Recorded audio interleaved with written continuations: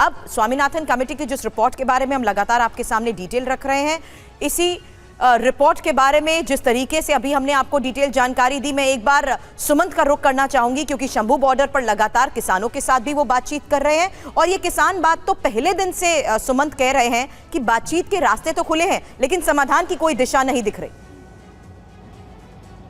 अब बिल्कुल देखिए, मैं शंभू बॉर्डर पे मौजूद हूँ सुरभि, और मैं बता दूं कि भले ही आज चंडीगढ़ में सरकार और किसानों के बीच बातचीत हो रही है, सबकी निगाहें टिकी हो, लेकिन सुरक्षा व्यवस्था में अपनी ओर से, हरियाणा सरकार की ओर से किसी तरह की कोई कोताही नहीं बरती जा रही है। इस वक्त मैं शंभू बॉर्डर की सीधी तस्वीरें आपको दिखाऊं कि देखिए कि किस तरह से अभी भी जो फोर्सेज हैं सुबह से कितनी बड़ी तादाद में डिप्लॉयड हैं, रत्ती भर भी ढील नहीं दी गई है।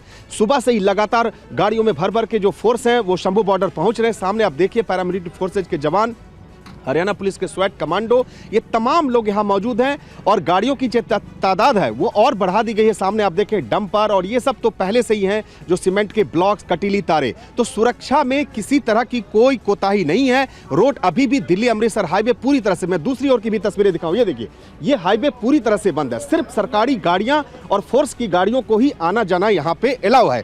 लेकिन इसके अलावा जो सबसे अहम बात, अब से थोड़ी देर बाद मुश्किलें बढ़ेंगी, क्योंकि भारतीय किसान यूनियन उग्रहा ने जो रेल रोको कॉल दिया है, मतलब दिल्ली से पंजाब और पंजाब से दिल्ली जाने वाली दर्जनों ट्रेनें प्रभावित होनी है। चूंकि खबर यह मिल रही है सुरभि कि ये कॉल भले ही भारतीय किसान यूनियन उग्रहा ने दी है, लेकिन इसमें और भी कई किसान संगठन शामिल हो सकते हैं। तो अब से थोड़ी देर बाद आज एक और जो तस्वीरें हैं, यानी आप कह रहे हैं एक तरफ तो ये दिल्ली अमृतसर जो मेन हाईवे है ये तो पूरी तरह से बंद है ही, रेल सेवा भी बुरी तरह प्रभावित होने के पूरे आसार है।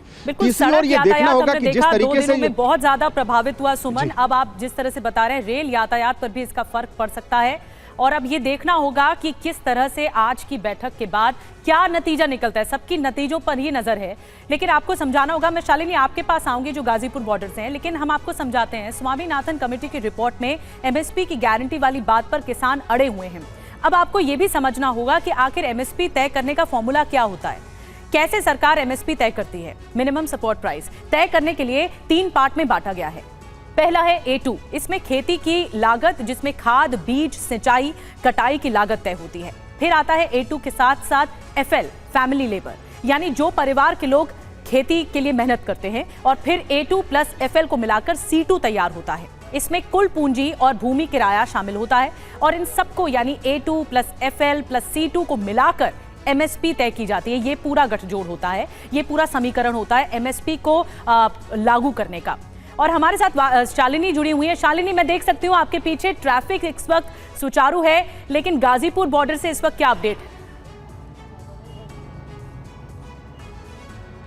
बिल्कुल, मैं आपको बताऊं, यहाँ पर देखिएगा गाजीपुर बॉर्डर पर हूँ मैं यहाँ पर देखिए ट्रैफिक की स्थिति क्या है, क्योंकि चूंकि लगातार मेरठ एक्सप्रेसवे का नीचे का जो रास्ता है फ्लाईओवर के नीचे वो पूरी तरह से बंद है और आज से ही सीबीएसई के एग्जाम शुरू हुए हैं। तो सीबीएसई ने भी एडवाइजरी जारी की है पेरेंट्स के लिए कि समय से पहले निकले, क्योंकि लेट हो सकते हैं। इस वजह से कहा जा रहा है कि आप जहाँ तक हो सके मेट्रो का इस्तेमाल करें, क्योंकि मेट्रो जो है वो सुचारू रूप से चल रही है। लेकिन बाकी जगहों पर अगर आप ट्रैफिक के भरोसे रहेंगे और सोचेंगे कि ये आप रोड से निकल के जाएं या इस तरह से गाड़ियों से जाएं, अपने व्हीकल से जाएं, तो आप फंस सकते हैं। तो इसलिए लगातार सीबीएसई ये बात को बोल रहा है और ये भी कह रहा है अगर आप 10 बजे के बाद कोई पहुंचता है तो फिर उसको एंट्री नहीं मिलेगी। तो इसलिए इस बात का बहुत ख्याल रखिए। और यहाँ पर देखिएगा पहले से ही कितनी मुस्तैदी है दिल्ली पुलिस की, किस तरह से यहाँ पर बैरिकेडिंग की गई है और इसकी वजह से रोड जो है वो सकरा हो गया है और सकरा होने की वजह से ट्रैफिक जाम की स्थिति देखने को मिलती है। अभी कुछ देर के बाद देखिए धीरे धीरे ट्रैफिक स्लो होना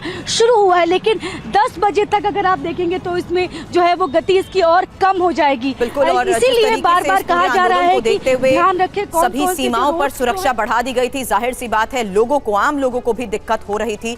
नजर बनाए रखें, आगे भी इस बारे में आपसे अपडेट लेंगे। लेकिन इस बीच आपको बता दूं कि सिंघू बॉर्डर का भी रुख करूंगी। अभिजीत हमारे सहयोगी हमारे साथ है। वहां की स्थिति का अपडेट लेने से पहले आपको हम जिस तरीके से स्वामीनाथन रिपोर्ट के बारे में बता रहे थे, और अगर सरकार एमएसपी की गारंटी दे दे तो होगा क्या, ये जान लीजिए। क्योंकि अभी गेहूं की कुल लागत है 1652 और इस आधार पर घोषित एमएसपी अगर है तो 2275, लेकिन अगर स्वामीनाथन कमेटी की सिफारिश सरकार मान ले तो एमएसपी पर गारंटी दे दे तो गेहूं का रेट हो जाएगा 2478। और इसी तरह जौ की लागत जो कि 1614 है, घोषित एमएसपी है 1850, लेकिन अगर एमएसपी पर गारंटी हुई तो जौ 2421 रुपए का हो जाएगा। और इसी तरह चना की लागत 4547 और घोषित एमएसपी है 5440, लेकिन अगर एमएसपी पर गारंटी हुई तो चना 6220.5 रुपए हो जाएगा। और मसूर अभी घोषित एमएसपी के साथ 6425 का है, लेकिन गारंटी के बाद ये 7335 का हो जाएगा।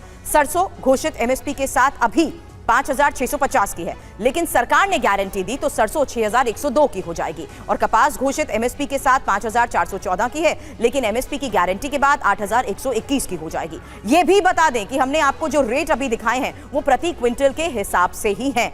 तो इन तमाम फैक्टर्स को देखते हुए आज होने वाली बातचीत बहुत ज्यादा इंपॉर्टेंट भी है, लेकिन ग्राउंड रियलिटी क्या है इस पूरे आंदोलन को देखते हुए, उसकी एक एक तस्वीर TV9 आपको दिखा रहा है। सिंगू बॉर्डर का रुख करूंगी, एक अपडेट अभिजीत आपसे चाहेंगे।